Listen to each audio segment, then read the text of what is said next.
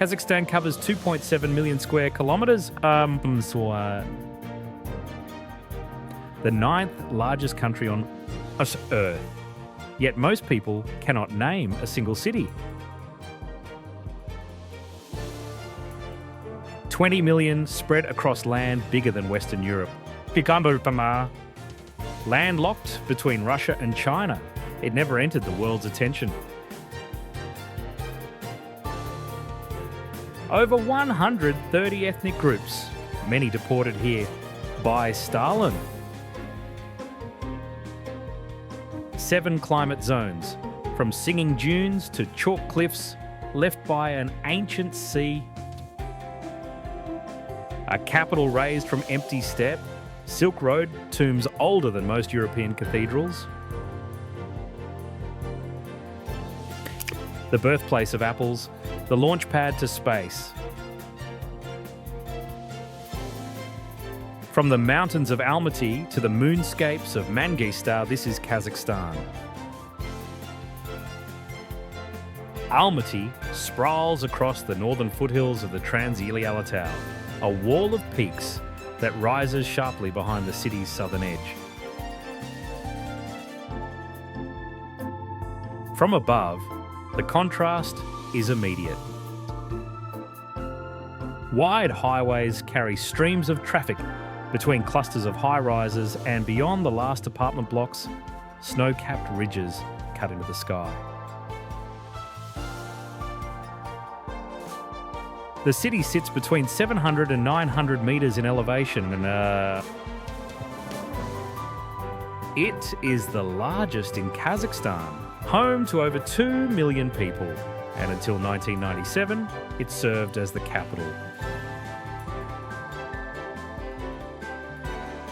A river threads through the centre, its banks lined with pathways and flanked by towers of glass and concrete.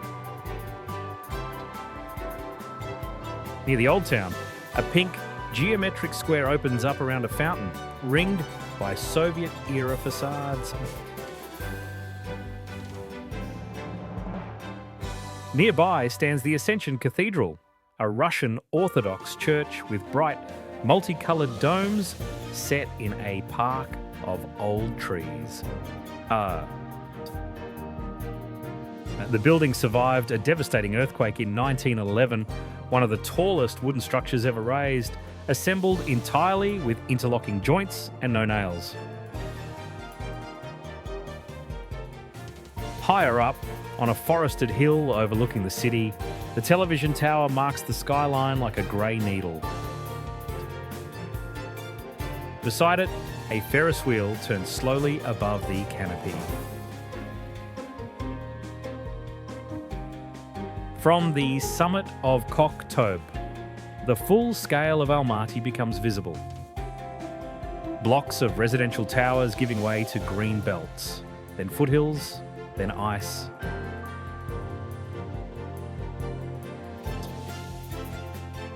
The name Almaty comes from Alma, the Kazakh word for apple. This is not a coincidence. Genetic research has confirmed that all modern domestic apples trace their origin to wild Malus cerevisiae trees, growing in the Tian Shan Mountains just south of the city.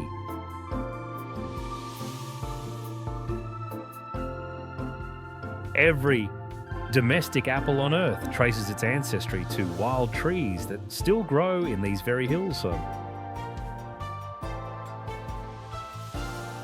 In the lower city, the Opera and Ballet Theatre sits among autumn trees, its classical columns catching the late afternoon light.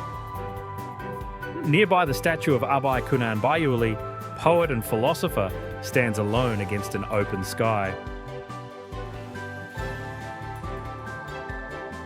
Traffic moves steadily through the avenues below. Almaty does not demand attention the way a capital does. It earns it slowly, one street, one square, one ridgeline at a time. South of Almaty, a mountain road climbs through a forested pass where the leaves turn red and orange in autumn. The route winds upward through the Trans-Ili Alatau, gaining elevation quickly. Within 30 minutes of the city centre, the landscape shifts from urban sprawl to alpine wilderness. At 1,691 metres, Maydew skating rink sits in a narrow valley between forested slopes. It is the highest outdoor Olympic-sized rink in the world, fed by glacial water that freezes into an unusually smooth surface. Soviet coaches noticed early on that skaters here consistently outperformed those training in Siberia. The thinner air at altitude meant less resistance, and the ice itself was faster. Over 170 world speed skating records have been set on this surface. Above Maydew, a dam spans the gorge, built to shield the city from mud flows that have struck before. Beyond it, the road continues to Shimbulak, a ski resort at 2,200 metres, where gondola cars ascend through dense stands of pine. In winter, the slopes fill with skiers. In summer, the same trails lead into high meadows ringed by jagged peaks and glacial ice.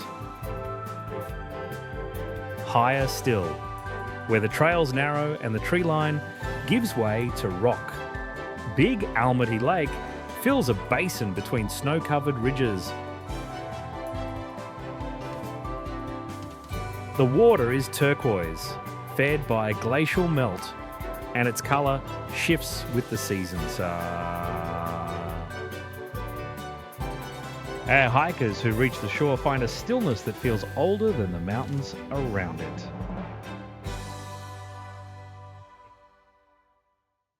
Back in the valleys below, rows of orchard trees stretch across the foothills, backed by distant peaks.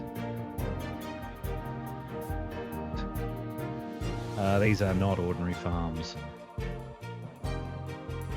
Wild apple forests, the last of their kind anywhere on Earth, still grow in the Tian Shan near Almaty. Each tree is genetically unique, a living gene bank. Nikolai Vavilov, the Soviet botanist who first traced the origin of all domestic apples to this region, never saw his work honoured in his lifetime. He died of starvation in a Soviet prison, a man who had spent his career trying to feed the world. East of Almaty, the road climbs through a mountain valley thick with autumn colour. Deciduous trees turn orange and red along the slopes, while dark conifers hold their green between them. A river cuts through the forest below, its water clear and fast over smooth rocks. Vehicles move slowly along the winding route, the pavement narrowing as the elevation rises. The Kolsai Lakes sit stacked in the northern Tian Shan at elevations between 1,800 and 2,800 metres.